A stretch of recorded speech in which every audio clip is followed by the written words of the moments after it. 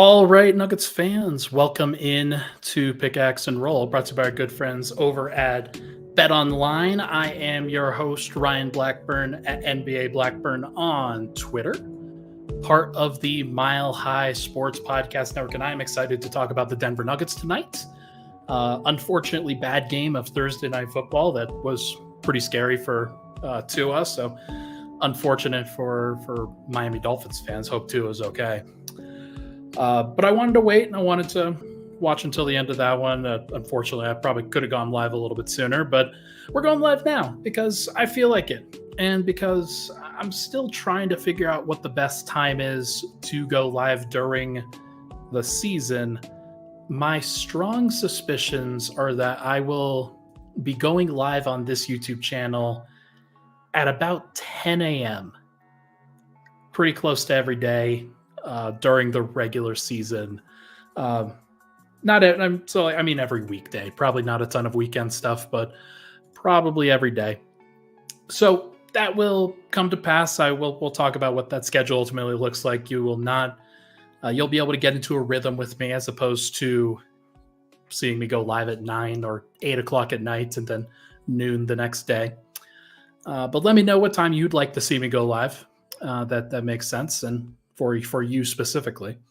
And if that affects things, then we'll see what happens. But I'm your host, Ryan Blackburn. Thank you so much for tuning into the show. Please hit the like button, hit the subscribe button. That would be appreciated.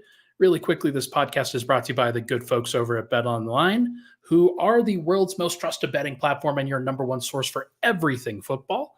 BetOnline has every stat, every matchup, and even live odds and spreads to bet on during the games. I missed out on my parlays tonight because, unfortunately, Tua went down. Do you think you know your stuff, though? Then get on over for the $200,000 mega contest and pick 5 games against the spread every week for your chance at weekly prizes and a share of the $200K. Head on over to the website today to get in on the action. Bet online. The game starts here. All right.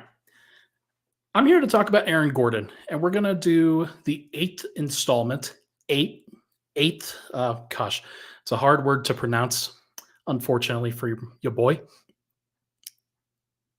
8 out of 20. We're about 40% of the way through after we get done with this one. And it's been good. It's been good to do all of this preview content, and I hope everybody's enjoying the content because it is, I think, helpful in some of these cases to see what this actually looks like and get some visuals in there and just understand what the Nuggets have to work with and what Nuggets fans can really expect over the course of the next couple months and then heading into the season. But I like doing these shows, and I like in particular this one because I get to talk about Aaron Gordon, who has been an irreplaceable piece for the Nuggets over the course of the past 2 years specifically. Denver traded for him in 2021, and immediately they saw the vision, they saw the impact. It made a lot of sense. People understood why they did it. Got paid, got this extension, a 4-year, basically $90.5 million extension in 2021 offseason. And that got some critiques because people didn't fully realize what Denver was getting with Aaron Gordon and just how valuable he could be. I haven't heard a lot of people talking about how Aaron Gordon's overpaid over the course of these last couple of years, especially because he's been great. He's been borderline all-star in 2023. And then this last year, I think he took a small step back, but not a significant one. He actually had a career high in win shares on the season. And part of that was because he was available. He was very consistent. And that's just what you get in these cases from a guy like Aaron Gordon, who was in year 10 and just played and looked really good.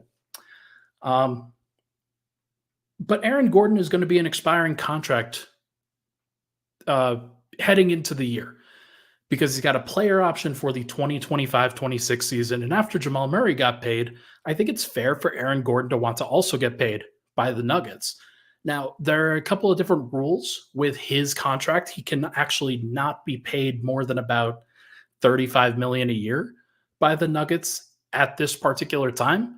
And for that reason, maybe Aaron Gordon would like to wait. He'd like to capitalize on the maximum possible amount of money that he could get on the open market. He's actually eligible for 35% of the salary cap, which is effectively the supermax, because he is he was just a 10-year veteran. He's heading into his 11th season, so he would be eligible for that particular deal. I don't think he's going to get a huge amount of money, but he could potentially get a bag because there are not a ton of free agents out there that would potentially rival what he can do. And he has a very specific skill set that I think helps teams win. If you've got the playmaking, if you've got the shooting, Aaron Gordon can do a lot of the rest. He can connect a lot of the dots, and he has done that for the course of the last couple of years, especially for Denver. The central question for this podcast, though, is what's the next evolution for Aaron Gordon? What is he going to become for the Nuggets? Because I think that there is, and fans will get into this and they will not want to relinquish the beliefs that they have and the players that the player that they're seeing out there. They're going to assume, and I think people fairly or unfairly will assume that Aaron Gordon will continue to be at this level exactly for the next 6 years of his career. And then you'll start to see a drop off at some point. It's not going to happen. And I've done a lot of data work on this. But before we get into that 2023-24 stats, I still want to be very positive about Gordon. 13.9 points is underwhelming. 6.5 rebounds is good. 3.5 assists is really good. 0.8 steals, 0.6 blocks. Some decent starter numbers in much of these cases. Nothing too crazy, but decent starter numbers for a player that if you're just going by the per game numbers and you think, yeah, he's a fine player, but he's not anything special, that undersells the kind of impact that he has. And some of the underlying numbers, I think, really show that, particularly how efficient he is from 2-point range and how he feeds off of what Jokic does and what Murray does. 61.9% from 2-point range, and most of that is due to his efficiency inside the restricted area. He is dominant physically. He goes above the rim. He can grab offensive rebounds and get putbacks. Really, really good at that specific skill set. And it fits extremely well with what the Nuggets need. Now, he had, like I said, a career high in win shares. He had a career low, or basically a career low, in usage rate outside of his rookie season. And he had the highest assist rate of his Nuggets career. What Aaron Gordon has done for the Nuggets has been really, really good. And it's a good reminder to people that you don't always have to be the guy in order to make an impact. Aaron Gordon, since coming over from Orlando, has fit in, done his job, and since become a massively impactful player for the Nuggets within a role. It doesn't mean that he has to score, but he's actually scoring more on a per game basis than he has in his Orlando tenure. 6.5 years in Orlando, 3.5 years in Denver, and he is being utilized really well. The efficiency is very high. And that dunk number that I saw, that you see at the bottom of the screen, 512 dunks in Denver in 3.5 years versus 496 dunks in Orlando in 6.5 seasons. That is a crazy disparity. And especially for a guy who is as athletic as Gordon, it all comes down to usage. It all comes down to how somebody plays. And I just found that very interesting with regard to AG's actual contributions. Now, as I've said, AG deserves a ton of credit. He is an all-time Denver Nugget already. And yet there are aspects of his game that will need to improve in the latter stages of his career. The outside shooting, I think, is one of them. 29% from three this last year on 1.9 three-point attempts per game. He shot 65.8% from the free throw line, and he had a career low in three-point attempts per 100 possessions. Most of the time, players like Aaron Gordon, the guys that are the power forward types, they are reliant on athleticism.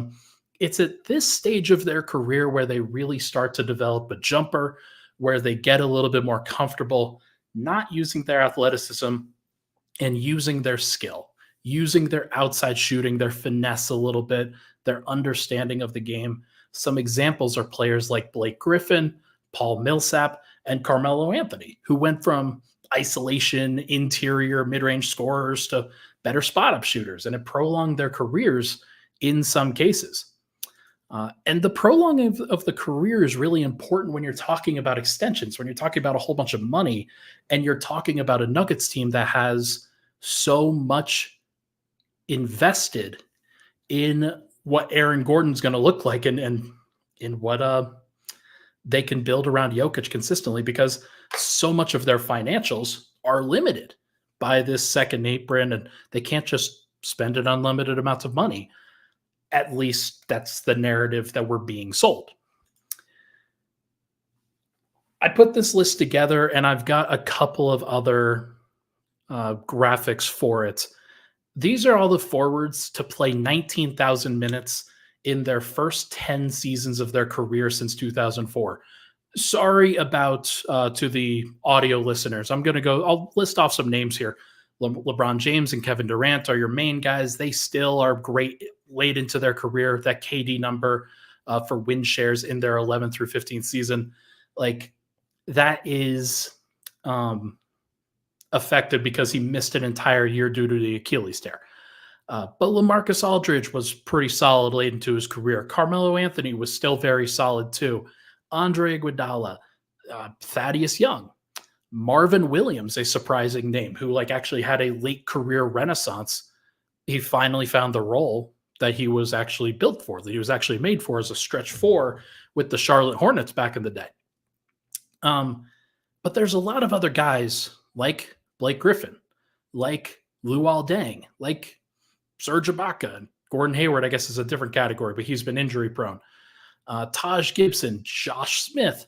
Draymond Green's only played 2 of those 5 years for that win share column, so take that with a grain of salt. But there are a lot of guys that use athleticism, that use physicality, that have been peak athletes within the NBA at these positions that have not had a lot of longevity. And so this is why the Aaron Gordon conversation is really, truly a baffling one, because Denver still needs him. They absolutely need him. They need him to be a guy that can be super impactful to help around what Jokic and Murray do. But you just have to understand, if you are looking at this team and trying to understand who can be impactful and who can be helpful for the long term, that Aaron Gordon, based off of history, is likely to start declining in these next couple of seasons. And how steep that decline, I think, is a understandably fair question. You can see, if you're looking on the screen right now, that Aaron Gordon is currently peaking in his time with the Nuggets. You can see the year that he got traded was that low point year of year 7, and then 8, 9, and 10 are some of the most impactful years of his career from a win shares perspective. And yet, we will see how long that can last. I would guess that it probably lasts about 1 to 2 more years before we start to see some physical drop off. And then you're probably wondering, okay, what's the best solution here? So it's an understandable question. There are things that Aaron can continue to do to get better. One of those is the outside shooting. That has to improve. If he wants to kind of lengthen his career, he has to be able to shoot a little bit more. Free throw shooting, self-explanatory. If he's going to get to the rim by being physical, he's got to make those free throws. And then I think the ability / consistency of playing the 5 while Jokic isn't out there is at least something. Being that fulcrum. I put out there that the 3.5 assists per game that he's averaging, that's a really good number. That is a really, really positive number for Gordon, and I think shows a skill set for somebody that sees the floor really well. And I think maybe playing the 5 might unlock some of that even more. But he has to get more comfortable with it. The Nuggets need to be willing to go to that to those lengths, which means that they need to build behind him. They need to have guys like Peyton Watson, uh, Deron Holmes, and maybe others that are constantly able to play with Jokic so that Aaron Gordon can stagger. Like these are conversations that they're going to have to have. Aaron Gordon plus Jokic on the floor in 2024, this last year, 11.2 net rating in 2,000 minutes. They played 2,000 minutes together. Aaron Gordon played 295 minutes without Jokic in the other times. He had a minus 6.1 net rating, but I think that there's a world where that can go up a little bit, and the Nuggets can actually they can get that up to a -2, a -3, and be pretty reasonable with Aaron out there. I think he's got to practice some things. They have to practice some sets. But that's going to have to be like if Aaron is signed, if he is a part of the team, if he is going to be a long-term piece for Denver, that's going to be where he can really impact things because Denver's really struggled to find a backup five. The best backup five on the team is Aaron Gordon, and he might have to do that a little bit more consistently in the regular season if he wants, like, if the Nuggets are going to get the best out of that contract. So I'm curious. I'm curious what they're going to ultimately do with it. And like AG certainly benefits from Jokic while he's out there, but I do think that so much of what Denver has to continue to build toward for the present and the future has to involve Peyton Watson, Christian Brown, Julian Strawther figuring out how to play with Jokic. And guys like Aaron Gordon, who are already talented enough to survive without him at times, he's got to be able to carry some of those lineups in distinct sets. Like I think that they should stagger multiple starters.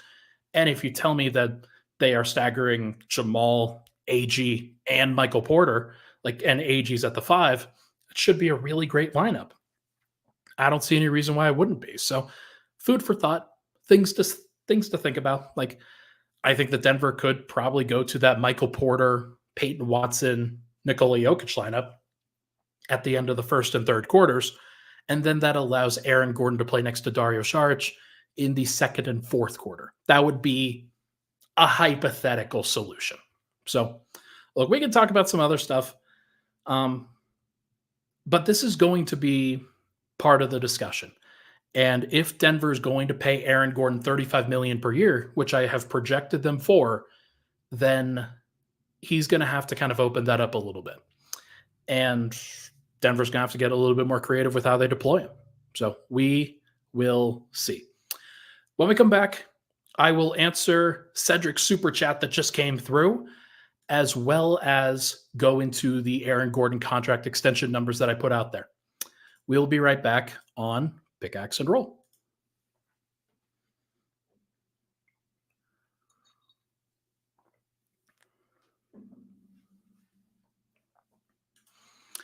All right, we're back. Pickaxe and Roll, Ryan Blackburn here. Thanks so much for tuning into the show. Hit that like button, hit that subscribe button. Would really appreciate it. All right, let's get this on the screen. Cedric says, if we lose AG 1 to 10, how much panic are we in, Ryan? I think that if you lose Aaron Gordon for nothing, then there should be panic. And if Denver trades Aaron Gordon for something, I have to wait and see what the deal actually is before seriously considering it. So it sort of depends. If you lose AG 1 to 10, how much are we panicking? And you don't get anything back for him. I think that's a 9 out of 10 on the panic scale. Denver is going to have a really hard time replacing him. And I think it would be almost impossible from an asset collection standpoint for Denver to win another championship if they lose Bruce Brown, KCP, and Aaron Gordon in back-to-back-to-back off seasons. That would be impossible. CT earlier asked, how feasible do you think it is that the core 4 on long-term deals plus a potential Brown rookie extension? Well, I can pull those numbers back up on the screen for the salary cap. Now, let's go back to this. I'm going to take this off, CT. So I've put this out there.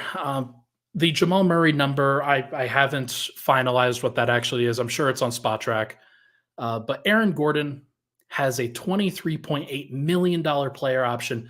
It's actually 22.8, but I have it as 23.8 because he has, I think, 1 million, and it might be slightly more in unlikely incentives. But you have to factor those in when you're thinking about the super tax. So I just have them factored in. So that's the expiring contract.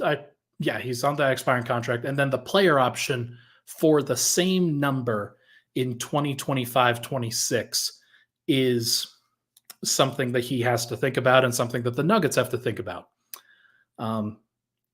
This is, and CT, I think it's a good question. Like, how feasible do you think it is to have the core four on long-term deals? I think it's feasible if the Nuggets are willing to go into the second apron. Like, if they're willing to pay, then there should be no reason why they can't do this. $55 million for Jokic that year, $46 million for Murray, $38 million for Porter. And then I have it estimated at, let me just go to it here. Sorry. I actually don't have it up here. 4 years, $140 million for Gordon, but it's about $31.5 million in that first season. So between those four, and now I got to go back. Sorry, actually, let's do this instead. Now you look at it again, you're like, okay, if that 23.8 million turns into 31.5 million, that is an additional 8 million. Denver's already basically into the super tax at that point. And that is something that Denver is like, they're going to have to figure out. I have it on pretty good authority. Look, again, it's not confirmed, but I trust the people that say it to me, that the ownership of the Nuggets, Stan Kroenke specifically, is not super enthused with going into the super tax, not super enthused with going into the second apron. And they view that more as a hard cap as opposed to something that can be bandied about. Now, that might be a narrative that has been put out there since KCP has left, and Denver may not have been willing to go into the super tax for KCP. They might be willing to go into it for Aaron Gordon, who is a better player, a better fit, and more important for the Nuggets. But I am curious to see what Denver does with it.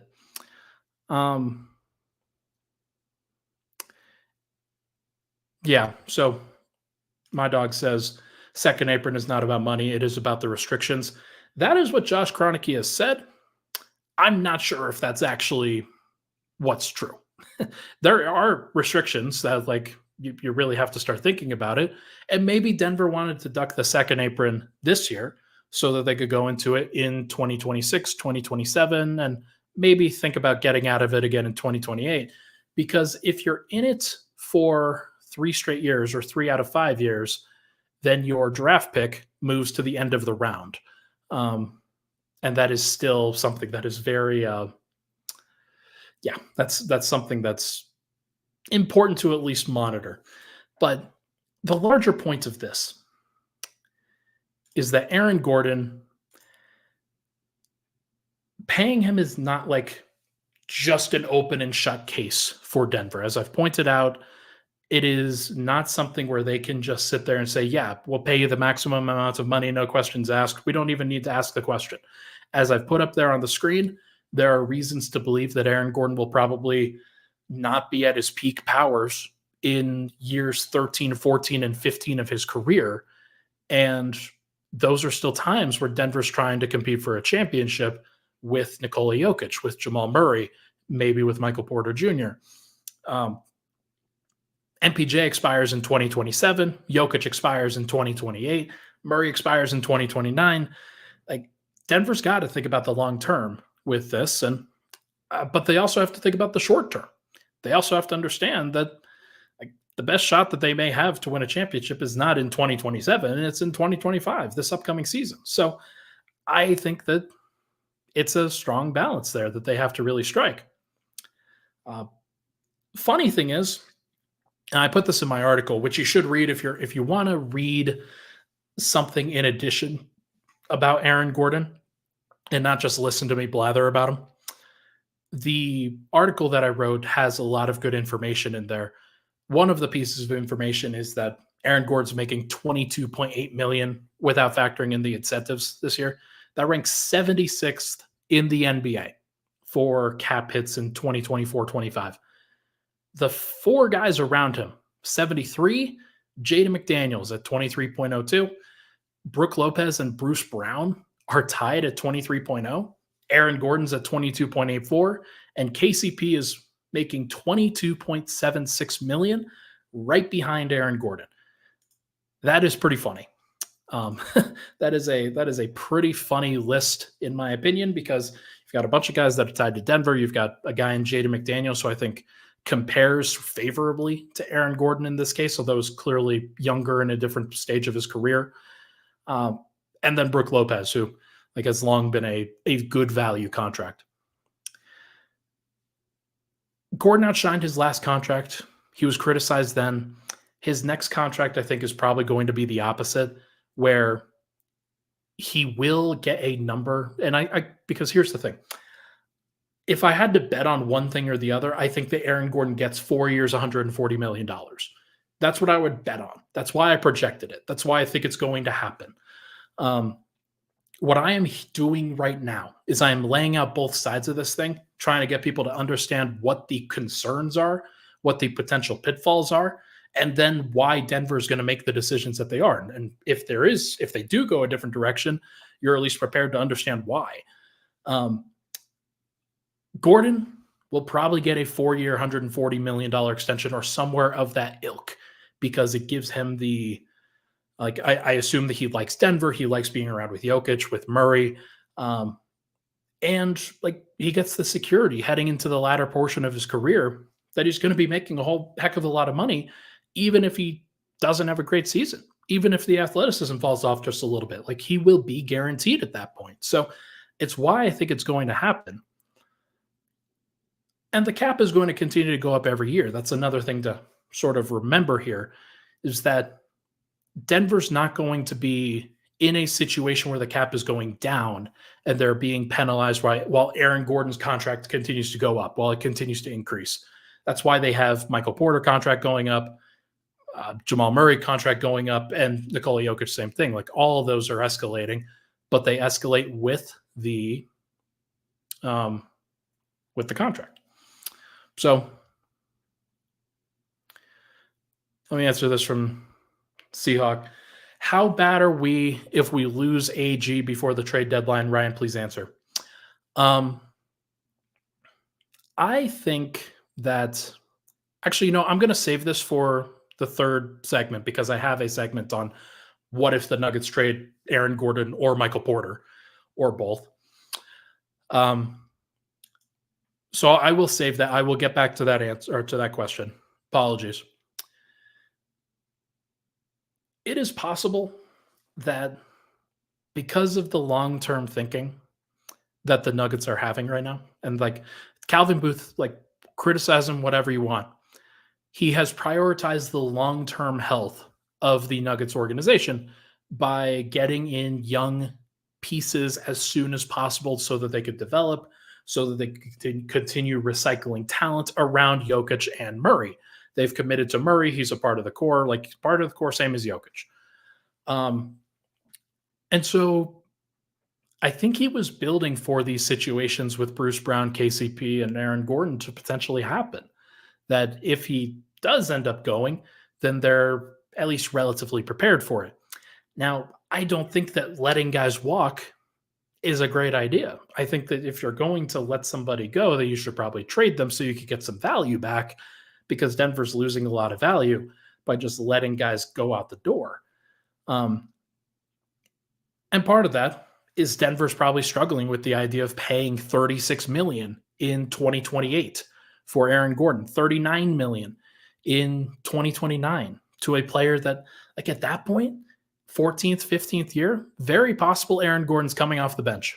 Very possible he's not in the starting lineup. He's not in the lineups that are giving Denver their best chance to win. And that is something that Denver's going to have to figure out. Like, are they willing to do that? Are they willing to pay Aaron Gordon this kind of money if they think that he is going to be a bench player at that time? I don't know. And so they might try to argue for a shorter term extension. And Aaron Gordon will probably then argue for himself, or his agency will, and say, look, I've earned this. And he has. He clearly has.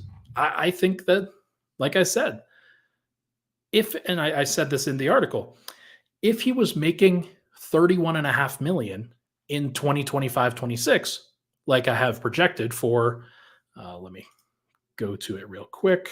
My apologies.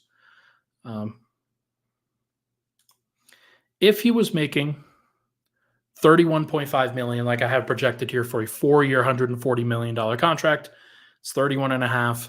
Then it's 33, 36, 39, basically for the next couple of years. If he was making $31.5 million, he would be paid the 54th most in the NBA. And for a player that's about, like, I'd call him a fringe top 50 player, maybe just outside that. Like, that's about where he is. I think that's a fair valuation for the kind of player that he is. And another thing to remind people of, when I say over 30 million,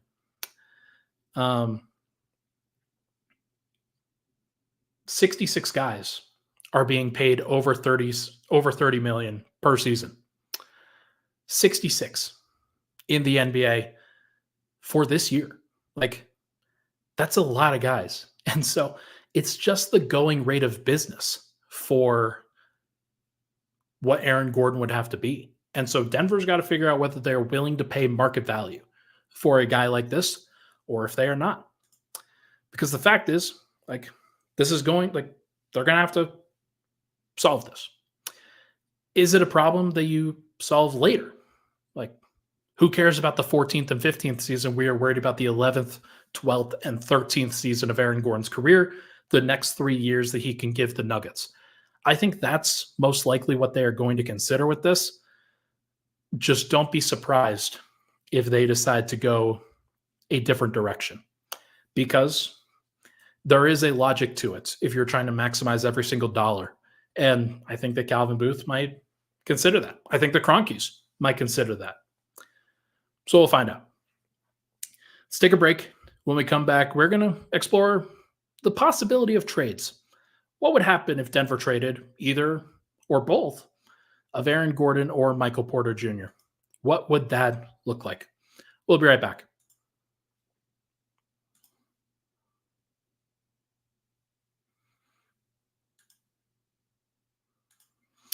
All right, back at it, Pickaxe and Roll. Thank you so much for tuning into the show. Will the Nuggets consider trades for either or both of Aaron Gordon and Michael Porter Jr.? I think the other side of the coin for the Nuggets, if they cannot agree or choose not to agree to pay for Aaron Gordon, is that they cannot let him walk for free. They can't do that. It's just not viable in any sense of the word. I'll go back and try to find this comment from Seahawk. How bad are we if we lose AG before the trade deadline, Ryan? Please answer. If Denver loses Aaron Gordon for nothing, as I've said, they'll be up a creek. You cannot let him walk. I don't know if I've mentioned this already.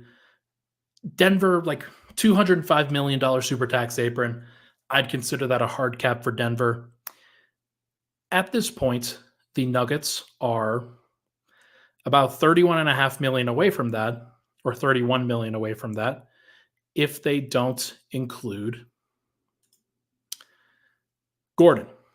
You go to that 2025-26 number, you take out the $23.8 million that I have listed there, you add that to the super tax apron space, then you get $31 million or so in flexibility that you get in free agency below the super tax apron.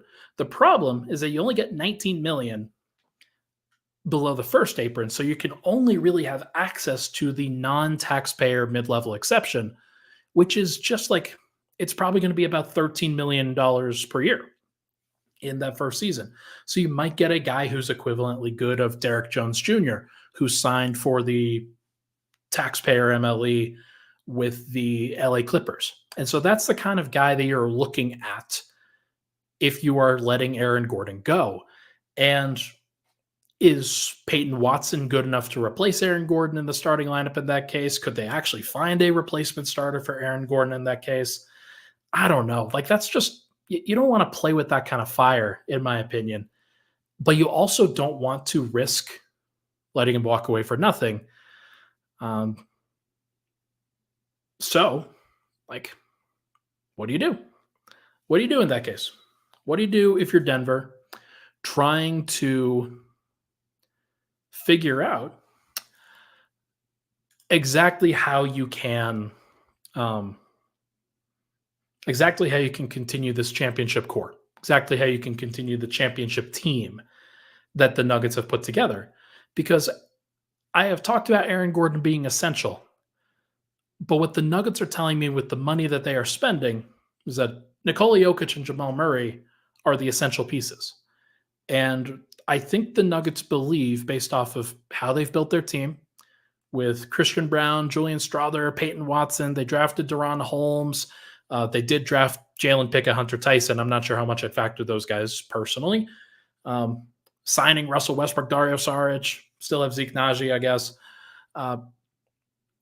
Yes, Michael Porter and Aaron Gordon are valuable, but I think the Nuggets know that their bread is buttered with the two-man game and surrounding those guys with defense, shooting, and maybe a little bit of extra creation if they need it. A little bit more superfluous pieces, a little bit more replaceable pieces. Now, that doesn't mean that Denver could successfully replace Aaron Gordon. That is not what I'm trying to say. But I'm trying to follow the money here. I'm trying to follow what Denver is actually having to deal with. And I think that this is absolutely a question that needs answering. I don't know if Denver's going to ultimately pay Aaron Gordon. You look at those numbers for Jokic, for Murray, for Porter, and I think it's possible that the Nuggets balk. And so they will decide, rather than letting Aaron Gordon walk, we have to trade him.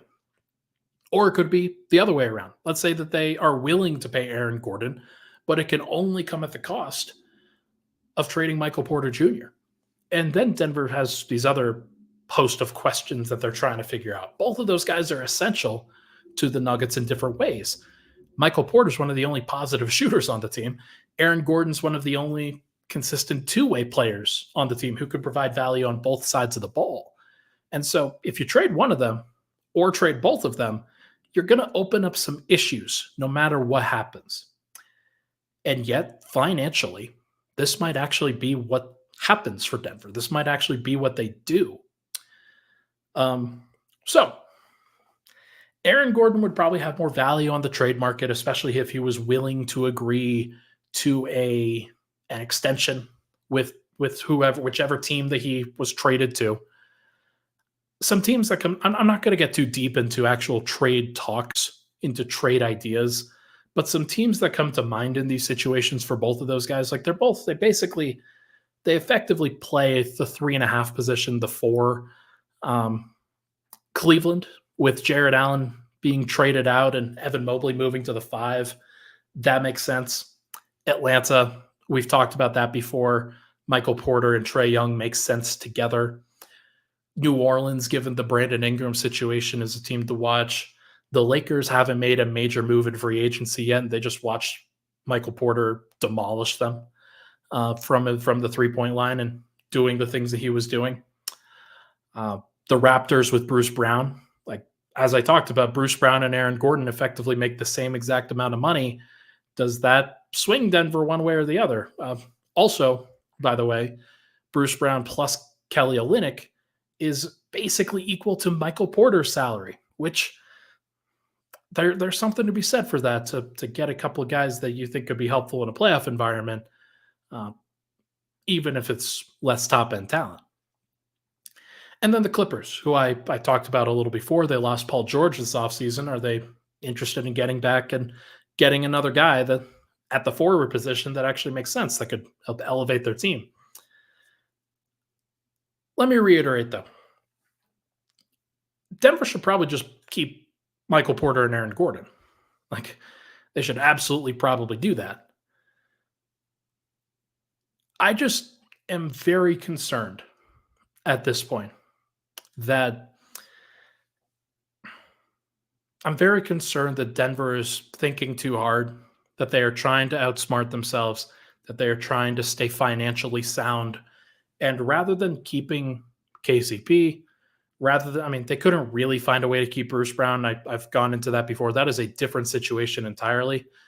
Um, I'm not sure whether they're going to try to outsmart themselves again and let Aaron Gordon go. I can understand why they would, as I've laid out in this podcast.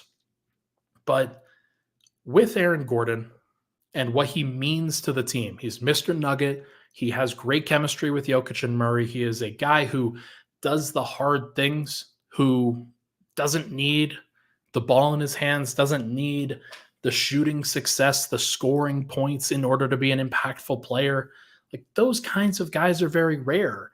And finding one that has really fit well with your best players is important. It's an important piece. Is it a luxury? Do the Nuggets consider it a luxury? Is that the best long-term decision for the team, is to keep one of Aaron Gordon or Michael Porter Jr. and then get rid of the other one? Maybe. But I just don't believe in the idea that Peyton Watson, Christian Brown, Julian Strawther are ready to really give that impact, especially that playoff caliber impact that Aaron Gordon's had over the course of the last couple of years. There are reasons why moving Aaron Gordon might not be a bad idea. If you think about the Minnesota Timberwolves, he couldn't really slow down Karl Anthony Towns when it counted, and the T-Wolves could use Rudy Gobert on him as a roamer and allow Karl Anthony Towns to play physical against Jokic, and Denver couldn't space them out. They couldn't take Rudy Gobert out of the paint, and part of that was because of AG. So there are reasons. There are, I think, very understandable reasons for Denver to be a little bit hesitant about paying Aaron Gordon. It might be in the best interest of the team long-term to avoid it. I still think that Denver should keep this group together. Jokic, Murray, Gordon, Porter. Build the best possible team around them. Pay the darn super tax and don't get cheap on anybody. And try to win in the next 3 seasons. That is the most important thing. Maximize that talent in order to do it. Raven asks, what about MPJ to the Warriors? I considered that. I considered that as a potential option because it really does seem like the Warriors need a second option, and I think that they believe that Michael Porter could really fill that. Andrew Wiggins plus Buddy Hield for Michael Porter works in the trade machine. I was playing with that before. Do I think that that's a deal that Denver should do? Probably not. Do I think it's a deal that they might consider in order to add 2 rotation players instead of 1? Then it's interesting. But we'll see. We'll see. I think that that's something to watch. I think that the Warriors fans specifically are pretty enamored with the idea of MPJ. They consider him an elite shooter in the vein that Klay Thompson was. And I've seen a lot of Warriors fans talking about him as a guy that they would target. But we're going to find out. We're going to find out what ultimately happens for Denver.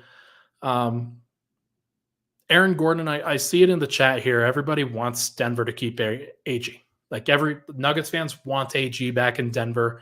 They do not want to consider moving him. They do not want to consider the idea that Denver lets him walk for nothing. And unless Denver actually made a massively monster trade that sells very high on Aaron Gordon's skill set, I just don't think that they'd get back what they need in order to keep competing at the highest level. AG will guard the opposing team's best player. He will do the dirty work for the team. And he is one of those guys that will help you win a championship without needing to score points. And it's a very rare skill that the Nuggets probably have to value. They may choose not to value it, but we'll find out. Folks, that is going to do for this episode of Pickaxe and Roll, brought to you by our good friends over at BetOnline. Thank you so much for tuning into the show. Really appreciate all the love and support on the podcast, as always. I will be back. We will see what happens over this weekend, but most likely I'll be back next week. We will revisit some Denver Nuggets topics at that point. Hit that like button, hit that subscribe button on the way out. Would really, really appreciate it. Thank you so much, everybody. We'll talk to you guys